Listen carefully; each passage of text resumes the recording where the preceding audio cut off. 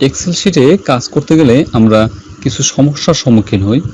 আজকে আমরা এমন একটি সমস্যা দেখব যে সমস্যাটির সমাধান মাত্র 2 থেকে 3টি মাউসের ক্লিকে সমাধান হয়ে যাবে। এরকম একটি সমস্যা হচ্ছে এক্সেল শিটে মোবাইল নাম্বার লেখা যায় না, অর্থাৎ মোবাইল নাম্বার লিখতে গেলে প্রথম যে শূন্য থাকে সেই শূন্যটি লেখার পরে আর থাকে না, অথবা যদি বড় ধরনের কোনো সংখ্যা হয়, যেমন জন্ম নিবন্ধন বা ন্যাশনাল আইডি কার্ডের নাম্বার, এগুলো লিখতে গেলে অনেক সময় সমস্যা করতে হয়। তো এই সকল সমস্যাগুলোর সমাধান কিভাবে করা যেতে পারে এর একটি পদ্ধতি আমরা দেখব।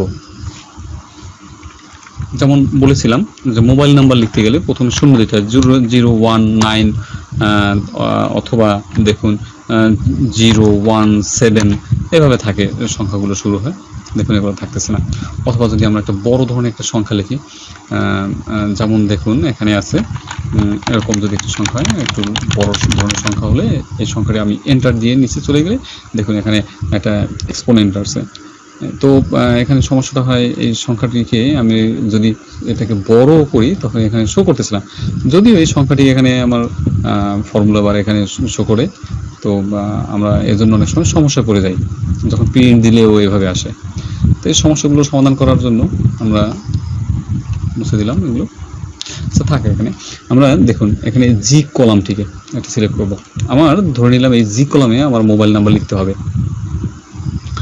তো জি কলামটা সিলেক্ট করা অবস্থায় মাউসটা উপরে এনে এখানে ক্লিক করলাম, সিঙ্গেল ক্লিক। হ্যাঁ, এর ভিতরে যে কোনো জায়গায় আপনি সাথে সাথে ক্লিক করতে পারেন, ভিতরে যে কোনো জায়গায় রাইট ক্লিক করবেন।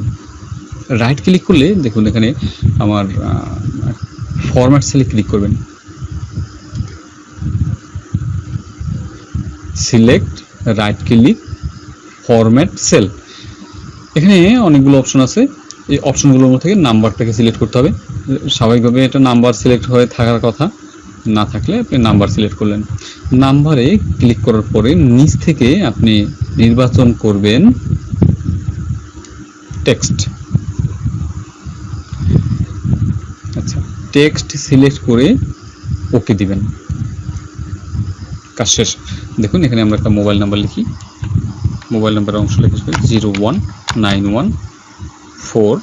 দেখুন পরের অংশগুলো নাই লিখলাম, 1 দিয়ে লিখলাম, দেখুন এই সংখ্যাটি থেকে গেছে। আবার দেখুন এখানে আমরা এই কলামে আমরা লিখতে চাই একটা বড় একটা সংখ্যা লিখতে হবে, রাইট ক্লিক ফরম্যাট সেল, সেখান থেকে নাম্বার থেকে টেক্সট, ওকে। দেখুন এখানে আপনি যত বড় নাম্বার লিখতে চান লিখতে পারবেন। হ্যাঁ, এখানেও থাকবে, এখানেও দেখেন বড় নাম্বার লিখে সেটা থাকতেছে, শো করতেছে। আপনি প্রয়োজন অনুসারে আপনি বড় করে দিলেন, না প্রয়োজন অনুসারে বড় করে দিলেন। এটুকুই ছিল আমাদের আজকের আলোচনার বিষয়। ভালো থাকবেন, আর প্রয়োজনে পরবর্তীতে অন্য কোনো সমস্যা নিয়ে আবার দেখা হবে। ধন্যবাদ।